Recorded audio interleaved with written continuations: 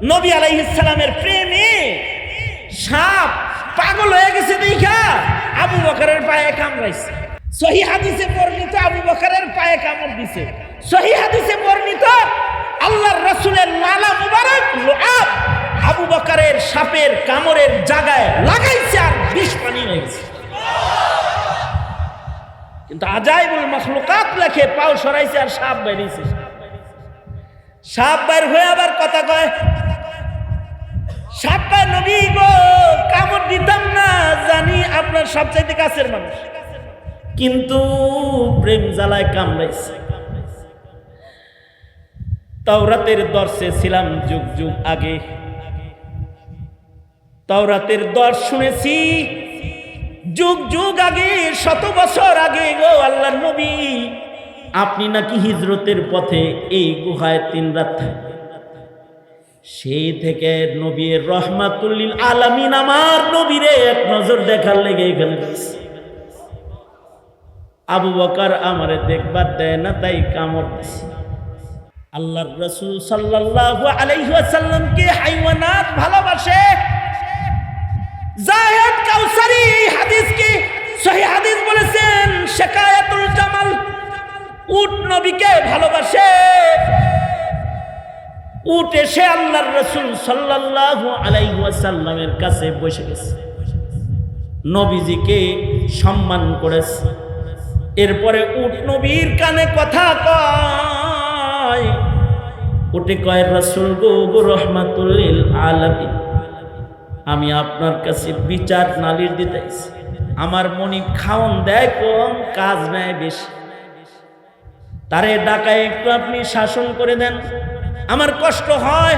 রহমাতুল লিল আলামিন এই উটের মালিকরে ডাকছে, ডাইকা বলে ওদের উপরে জুলুম করবা না, ও বিচার দিছে আমার কাছে। আল্লাহু আকবার। উট নবীকে ভালোবাসে। ওই হাদিসকে উলামায়ে কেরাম সহিহ বলেছেন। হরিণী গাছে বাধা আছে, আল্লাহর রাসূলকে বলে ওগো সরকার শিকার হয়ে গেছে, একটু ছাইরা দিবেননি? রহমাতুল লিল আলামিন একটু ছাড়বেননি? বাচ্চাগুলা জংলায় রইছে, খুব মায়া লাগতেছে, ওগুলো একটু দুধ খাওয়ায়া বুঝায়া চলে আসবো, আমার অপেক্ষা ওরা তাইলে আর করবে না, আমাকে একটু ছুটি দিবেন, আমি যাব আর চলে আসবো। আল্লাহর রাসূল সাল্লাল্লাহু আলাইহি ওয়াসাল্লাম উটের বাঁধন ছাইরা দিছেন। এই হরিণীকে ছেড়ে দিয়ে আল্লাহর রাসূল নিজে হরিণীর জায়গায় বসে রয়েছেন। কাফের মুশরিক এসে কয় আমাদের শিকারী ছাড়লা কেন? আল্লাহর রাসূল বলে ও আমার আশিক আসবে, ওয়াদা করে গেছে আমার কাছেও আসবে। কাফেররা কয় দেখছো হরিণ নাকি জঙ্গলে যায় আবার কোনোদিন ফেরত আসে, ঠিক আছে আসুক দেখি কি হয়। সবাই বসে রইছে, সন্ধ্যা হয়ে যায়, হরিণ আসে না। ওরা হাতে তালি দিতেছে, আজকে মুহাম্মদের 12টা বাজানো। কিন্তু একটু পরে দেখি জংলা থেকে হরিণী ধীরে ধীরে আইবার লাগছে। আল্লাহর রাসূলের কাছে এসে জড়সড় হয়ে বসে গেছে। আল্লাহর রাসূলকে বলে ওগো সরকার, বাচ্চাগুলা ছোট, ওদের বুঝাইতে দেরি হয়ে গেছে, এ কারণে একটু দেরি হয়েছে। আল্লাহ শুকর, ওরা বুঝেছে যে আমি ফেরত না গেলে রহমাতুল লিল আলামিন বন্দী থাকবে, ওরা আমাকে ছুটি দিয়ে দিছে, এসে পড়েছি। রাসূল গো আমার রশি আমার গলায় দেন, আপনি আজাদ। আল্লাহর রাসূল রশিটা লাগায় দিয়েছেন। সাথে সাথে মুশরিক যারা আছে এদের অনেকে কয় এই মুহাম্মদ সাল্লাল্লাহু আলাইহি সাল্লাম খালি হরিণ তোমার আশিক না, यादों में तेरे सबको भुला दो, कोई ना मुझको याद रहे, सब खुशियों को आग लगा दो, खानाए दिल आबाद रहे, यादों में तेरे सबको भुला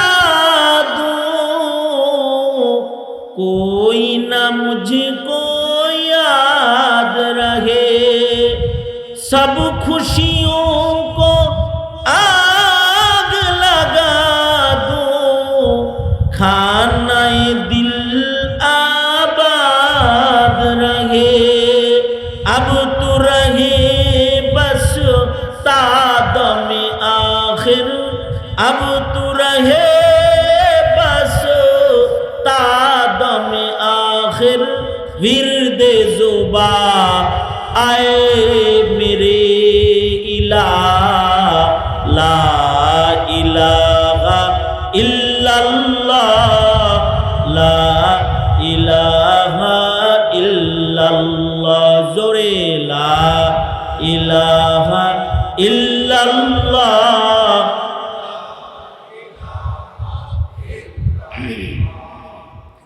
ला इलाहा इल्लल्लाह, ला इलाहा इल्लल्लाह, ला इलाहा इल्लल्लाह, ला इलाहा इल्लल्लाह, ला इलाहा इल्लल्लाह, मुहम्मदुर रसूलुल्लाह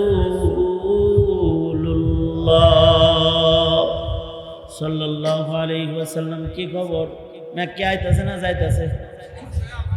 হ্যাঁ, যাইতাছে কেন না আইতাছে? যদি আহে তাহলে কি হইব? তাহলে বলতে হইব কি আলহামদুলিল্লাহ। কি বলতে হইব? ওয়াজ যে তাতে ছোট হইব, তাতে কইতে হইব নাউজুবিল্লাহ নাকি? তাতেও আলহামদুলিল্লাহ, কারণ ফায়সালা কার?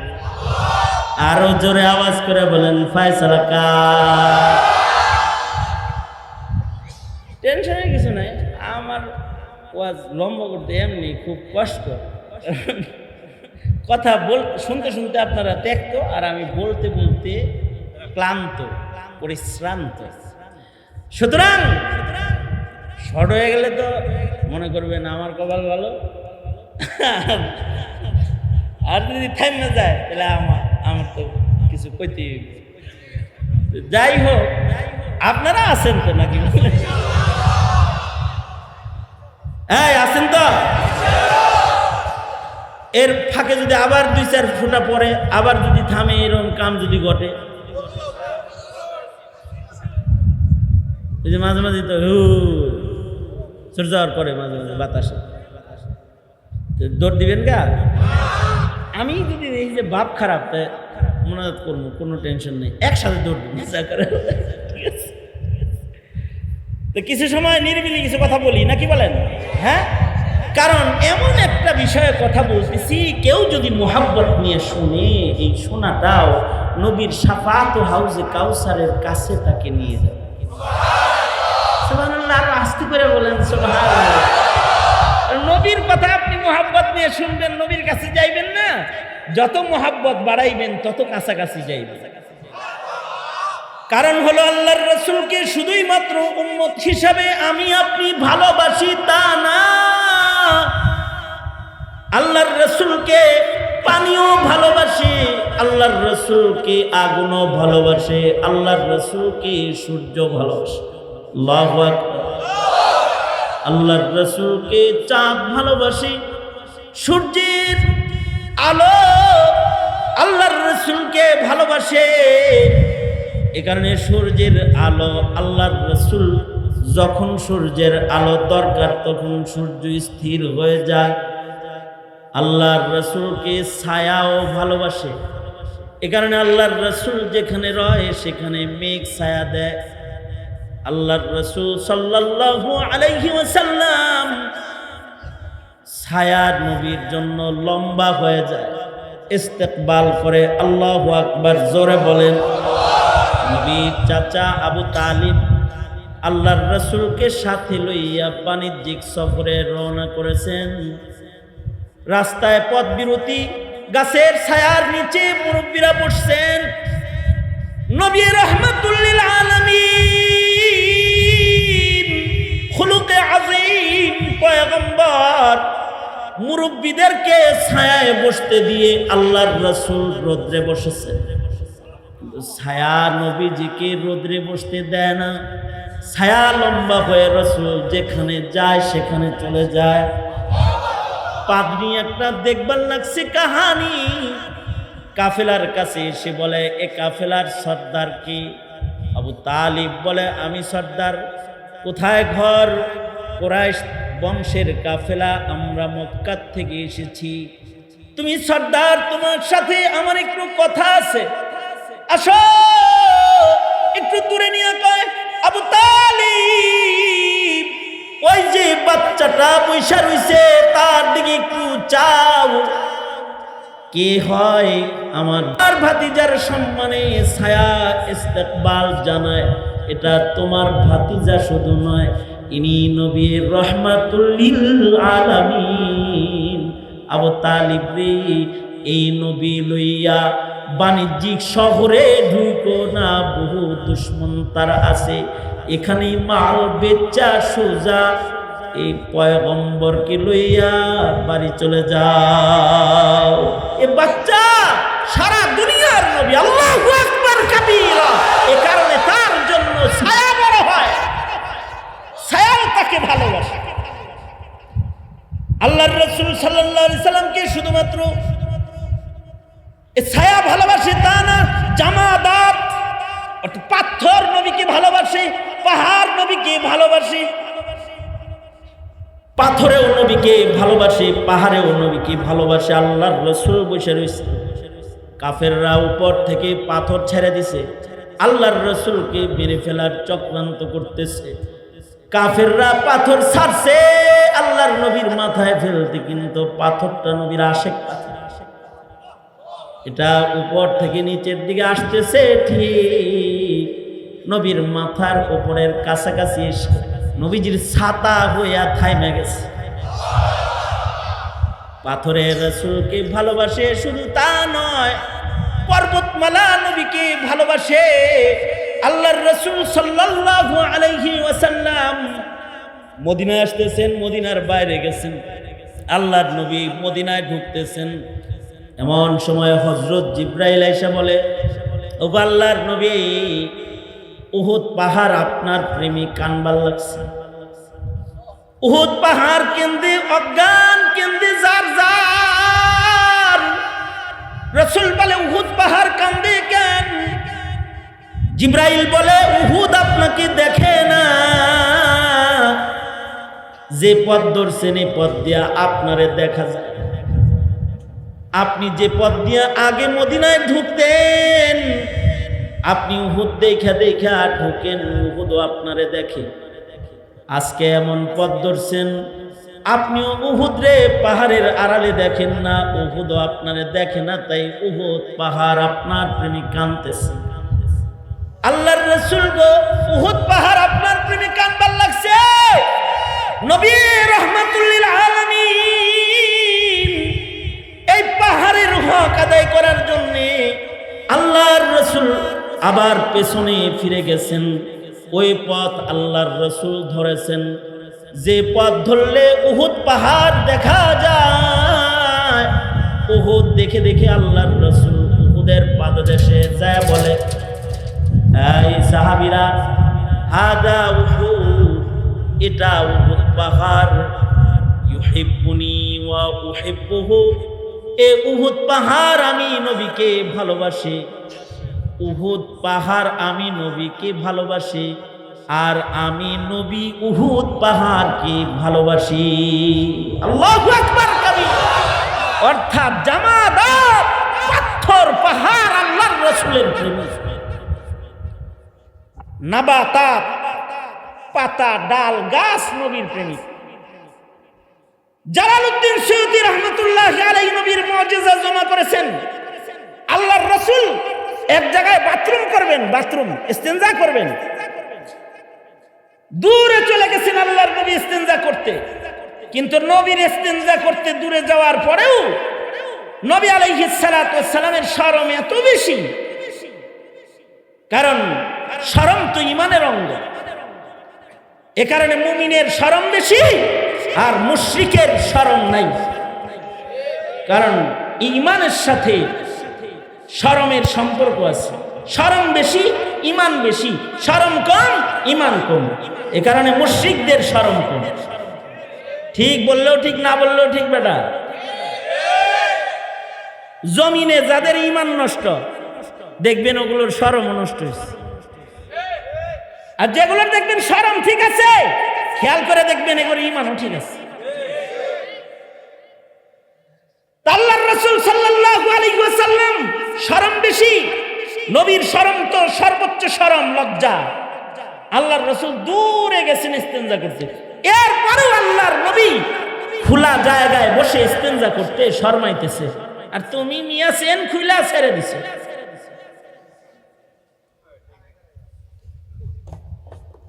নবী আলাইহিস সালাতু ওয়াস সালাম ইস্তেনজা করবেন, লজ্জায় আল্লাহর রাসূল বসতে পারতেছে না। আল্লাহর রাসূল আল্লাহর নির্দেশে আশিকদেরকে ডাক দিলেন।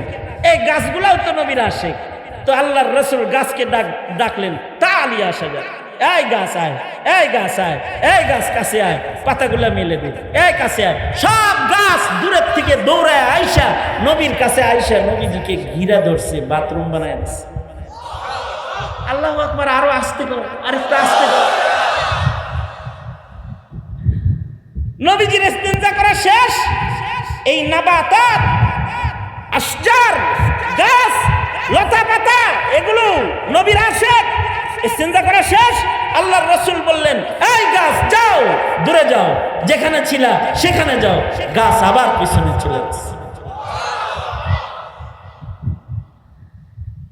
আল্লাহর রাসূল সাল্লাল্লাহু আলাইহি ওয়াসাল্লামকে সাপও ভালোবাসে। শামসুদ্দিন যাহাবী রহমাতুল্লাহ আলাইহি বলেন, শামসুদ্দিন যাহাবী রহমাতুল্লাহ আলাইহি বলেছেন,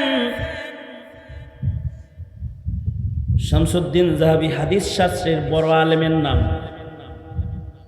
শামসুদ্দিন যাহাবী সম্পর্কে ওলামারা বলেন, শামসুদ্দিন যাহাবীকে আসমানে বসায়া যদি বলা হয় নবীর সব হাদিস উম্মতরে একা শোনাও, তাহলে উনি নবীর সব হাদিস একা উম্মতকে শোনায়া দিবে। হাদিস শাস্ত্রের এত বড় সর্দার ছিলেন শামসুদ্দিন যাহাবী রহমাতুল্লাহি আলাইহি।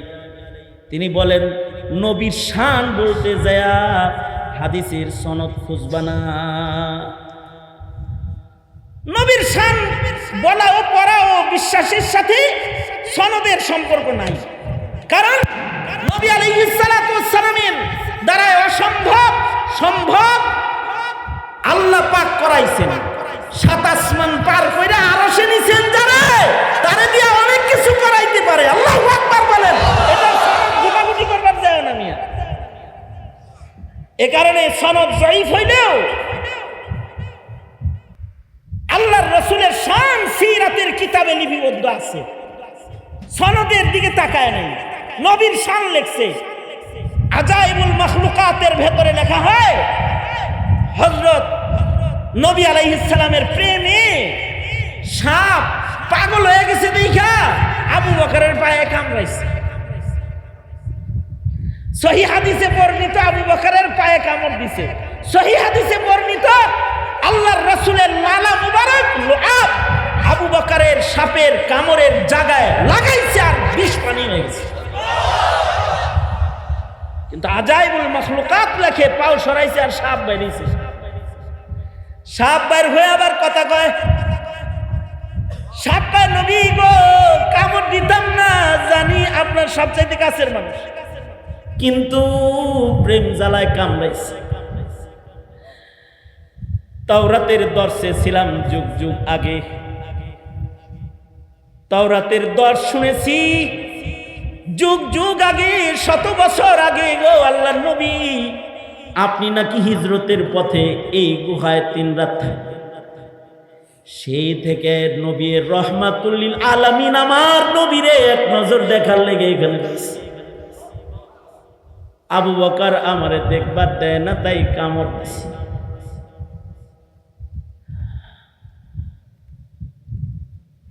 আল্লাহর রাসূল সাল্লাল্লাহু আলাইহি ওয়াসাল্লামকে হাইওয়ানাত ভালোবাসে।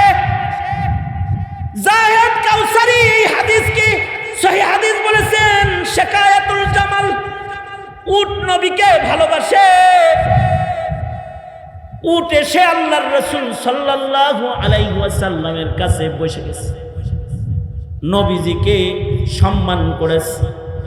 এরপরে উট নবীর কানে কথা কয়, উটে কয়, রাসূল গো রহমাতুল লিল আলামিন, আমি আপনার কাছে বিচার নালিশ দিতেছি।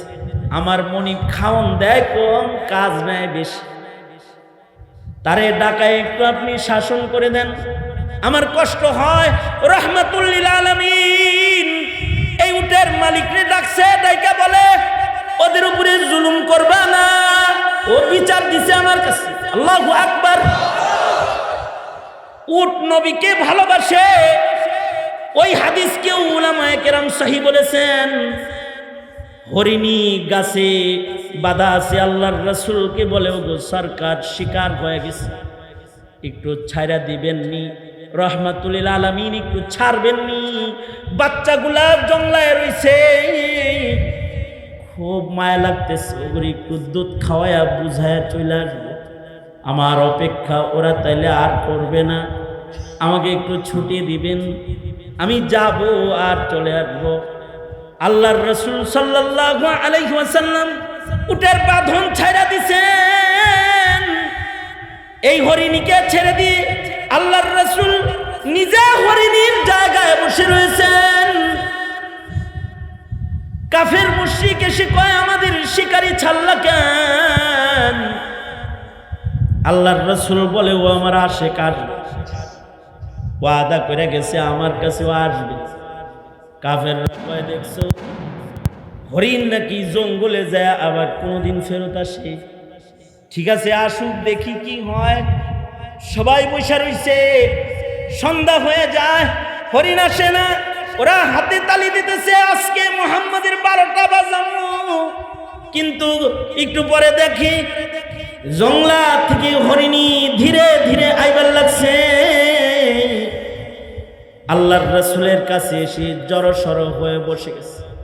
আল্লাহর রাসূলকে বলে, ওগো সরকার, বাচ্চাগুলা ছোট, ওদের বুঝাইতে দেরি হয়ে গেছে, এ কারণে একটু দেরি হয়েছে। আল্লাহ শুকর, ওরা বুঝেছে যে আমি ফেরত না গেলে রহমাতুল লিল আলামিন বন্দী থাকবে। ওরা আমাকে ছুটি দিয়ে দিছে, এসে পড়েছি। রাসূল গো, আমার রশি আমার গলায় দেন, আপনি আজাদ। আল্লাহর রাসূল রশিটা লাগায় দিয়েছেন। সাথে সাথে মুশরিক যারা আছে এদের অনেকে কয়, এই মুহাম্মদ সাল্লাল্লাহু আলাইহি সাল্লাম, খালি হরিণ তোমার আশিক না, আমরাও তোমার আশিক, আমাকে পড়াও আশহাদু আল্লা ইলাহা ইল্লাল্লাহ ওয়া আশহাদু আন্নাকা রাসূলুল্লাহ। সহিহ হাদিসে বর্ণিত, আল্লাহর রাসূল সাল্লাল্লাহু আলাইহি সাল্লামের আশিক শুধু জানদাররা না, যারা জানদার না মুরদার, তারাও। কোন গাছটা মুমিনের মতন। সাহাবীরা কয়, কিছু সময়ের জন্য আমরা জঙ্গলে গেলাম, অর্থাৎ আমাদের ব্রেনকে আমরা জঙ্গলে পাঠাইলাম। কোন গাছটা মুমিনের মতন? ঘুরে টুরে কয়, পাই না তো। পরে রাসূলকে বললাম, পাই না। রাসূল বলে, খেজুর গাছ মুমিনের মতন।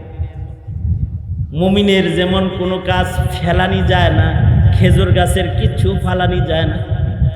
খেজুর গাছের কাটাও কাজে লাগে, পাতাও কাজে লাগে, ডালও কাজে লাগে, রসও কাজে লাগে, কষও কাজে লাগে, জ্বরও কাজে লাগে, গুড়াও কাজে লাগে। খেজুর গাছের কোনো কিছু ফালানি নাই। খেজুরও কাজে লাগে, খেজুরের দানাও কাজে লাগে। এর দ্বারাই হাইওয়ানাতের হালুয়া বানানো যায়। বর্তমান বিজ্ঞান খেজুরের বিচির ভেতর থেকে ক্যান্সারের ঔষধ আবিষ্কার করেছে। খেজুর গাছের কোনো কিছু ফালানি যায় না। খেজুর গাছ হলো কাল মুমিন, মুমিনের মতন। আল্লাহর রাসূল বলে, খেজুর গাছ মানুষের মতন। মানুষের হাত কাটলে মানুষ মরে না, পাও কাটলে মানুষ মরে না, গলা কাটলে মানুষ বাঁচে না। খেজুর গাছের পেট কাটলে খেজুর গাছ মরে না, পিঠ কাটলে মরে না, হাত কাটলে মরে না, জ্বর কাটলে মরে না, মরুভূমিতে দাঁড় করায় দিলেও মরে না। কিন্তু যে খেজুর গাছের মাথা কেটে দেয় ওইটা আর বাঁচে না। কিন্তু নবীর মুজিজা এটা যে আল্লাহর রাসূল বলতেছে তোর যদিও মাথা কাটা তারপরেও আমি নবী দোয়া করব তুই জীবিত হবি। এরপরেও খেজুর গাছ কান্দার লাগছে নবীর প্রেমে, মরা একটা কাঠের খণ্ড কাঁদতেছে। আল্লাহর রাসূল সাল্লাল্লাহু আলাইহি ওয়াসাল্লাম এত কিছু বলতেছে তাও কামায় না। আল্লাহ তার বন্ধুকে বলতেছে যা চায় তা দেন, এগুলা দিলে হইব না তো, যা চায় তা দেন। অনেক সময় সন্তানের নজর থাকে বাবার 100 টাকার নোটের দিকে, বাবা দেয় পাখি মার 2 টাকা, কতক্ষণ পরে দেয় 5 টাকা, আরো কান্দে, 10 টাকা আরো কান্দে। মায় কয় ওইটা দিতে পারো না, 100 টাকা দিলেই তো কান্দাটা থামে, কারণ ওর টার্গেট ফিল আপ হয়ে যাব। আল্লাহ কয় এই সমস্ত দোয়া দিয়ে কি হবে, ওগো বন্ধু আসলটা দিয়ে দেন। আল্লাহর রাসূল আসলটা দেওয়ার জন্য এবার হাদিসে আছে খেজুর গাছটা আল্লাহর রাসূল জড়ায় ধরছে। জড়ায় ধরে মা যেমন সন্তানকে আদর করে আল্লাহর নবী বুকের ভিতরে চাইটা ধরে রাখছে, তো সন্তানের কান্না যেমন মার কোলে বন্ধ হয়, নবীর কোলে গাছের কান্না বন্ধ হয়ে গেছে। এবার আল্লাহর রাসূল বলতেছে তুই আমার সাথে জান্নাতে থাকবি। কান্দা কমপ্লিট বন্ধ হয়ে গেছে। আল্লাহর রাসূল সাল্লাল্লাহু আলাইহি ওয়াসাল্লাম খেজুর গাছকে নিজের কাছে শুইয়ে রেখেছেন। খেজুর গাছ নবীর সাথে হাসরের মাঠে উঠবে। নবীদের কবরও চিহ্নিত না, কিন্তু আশেক খেজুর গাছের কবর চিহ্নিত। উস্তুনায়ে হান্নানা এখানে খেজুর গাছ ঘুমায় রয়েছে। 50,000 নবীর কবর আছে জাবাল আবি কুবাইসের ওখানে, হাজার হাজার নবীর কবর আছে মাশায়েরে হারামে, হাজার হাজার নবীর কবর আছে মসজিদে খায়েফে, নবীদের কবর আছে মাতাফে বাইতুল্লাহতে। কোন নবীর কবর চিহ্নিত না, কিন্তু আশিকে রাসূল মরা খেজুর গাছ কই ঘুমায়, লোকে কয় এইটা উস্তুনায়ে হান্নানা, এখানে একটা আশিকে রাসূল শুয়ে আছে। আশিকে রাসূলদের বড় দাম আল্লাহর কাছে। তাই তোমাকে আমাকেও আশিকে রাসূল হইতে হবে যদি আল্লাহর কাছে মাহবুব হইতে চাই। খেজুর গাছের মতো আশিক হলে চলবে না, শুধু কান্নার আশিক না, আবেগের আশিক না। আল্লাহর রাসূল বলে আমার আশিক হইলে আমার অনুসরণের আশিক হইলে। আল্লাহর রাসূল বলেন মান আহাব্বা সুন্নতি ফাকাদ আহাব্বানি ওয়া মান আহাব্বানি কানা মাই ফিল জান্নাহ। যারা নবীর ইত্তেবাকারী তারা হলো আসল আশিক। জন্মদিন পালন করলে আসল আশিক না, র্যালি করলে আসল আশিক না। এই কথা বলেন না কেন, জোরে আওয়াজ করে বলেন না কেন? বছরে একদিন মিছিল করলে আশিক হইতে হলে জিন্দেগি হবে সুন্নতের রঙের বন্দেগি। মান আহাব্বা সুন্নতি ফাকাদ আহাব্বানি ওয়া মান আহাব্বানি কানা মাই ফিল জান্নাহ। এ কারণে জিন্দেগিতে সুন্নতের বাস্তবায়নের মাধ্যমে নবীর আশিক হওয়া চাই। এখন সুন্নতে আশিকের অভাব, আবেগের আশিক বেশি, আবেগের আশিক দিয়ে কাজ হয় না। আবেগের আশিক অনেক আছে, সত্যিকারের আশিক নাই বিধায়ী। আশিকে রাসূলরা বুকে জায়গা পায়, আর আশিকে রাসূলরা বুকে জায়গা পাওয়ার জায়গায় তারা জেলখানায় পড়ে রয়। আলেমে দ্বীন জেলখানায় পড়ে রয়, আর ফ্রান্সের প্রেসিডেন্ট নবীর দুশমন বুকে জায়গা পায়। জমানা তো খারাপ, আশিকে রাসূলের মূল্যায়ন নাই, তবে আল্লাহর কাছে আশিকে রাসূলের মূল্যায়ন।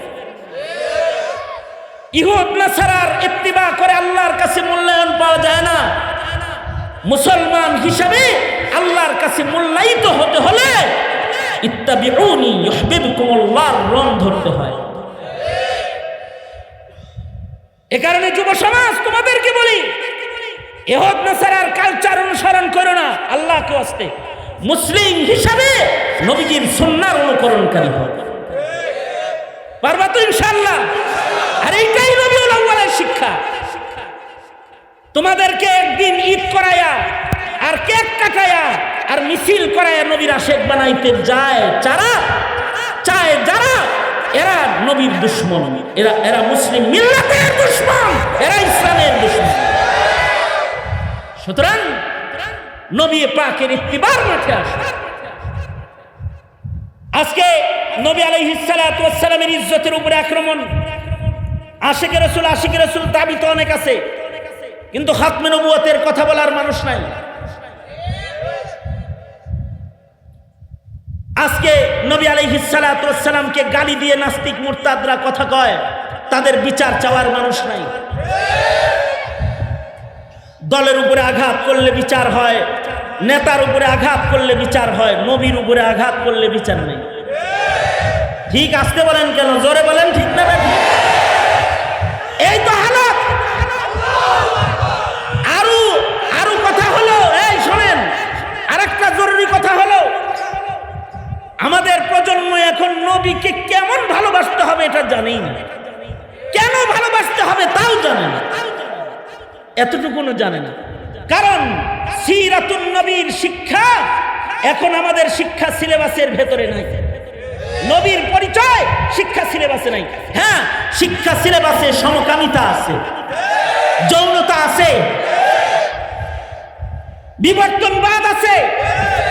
শিক্ষা সিলেবাসকে কলুষিত করার মতো বহু মিথ্যাচার শিক্ষা সিলেবাসের ভেতরে প্রবেশ করেছে।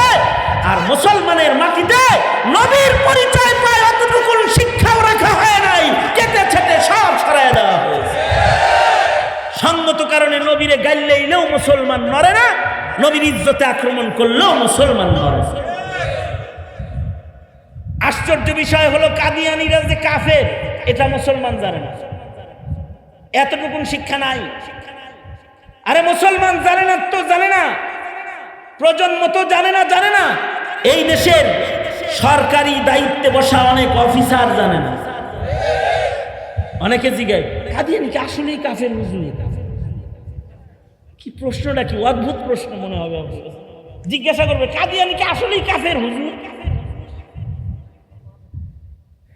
এ কারণে নিজের সন্তানকে নবী চিনান, রবিউল আউয়াল মাসে দৌড়াদৌড়ি আর ফালাফালি না করে সন্তানকে সিরাত পড়ান, সিরাতুন নবী পড়ান, নিয়া নবীর জীবনী পড়ান সন্তানকে। ঘরে ঘরে নবীর জীবনীর তালিম চালু করুন। আমি আর একটা কথা বলা শুরু করছি, সেটা হলো ঘরে ঘরে তোমরা কিছু স্লোগান চালু করো। মনে করেন কারোর ছেলে যদি থাকে, দুইটা মেয়ে যদি থাকে, চারটা পাঁচটা, নাতিপুতি তো অনেকগুলো আছে, এ ঘরে একসাথে যখন হয় তখন মিছিল করো ঘরের ভিতরে। আরে তুমি ঘরে মিছিল করলে তো আর সরকার কাঁপবো না।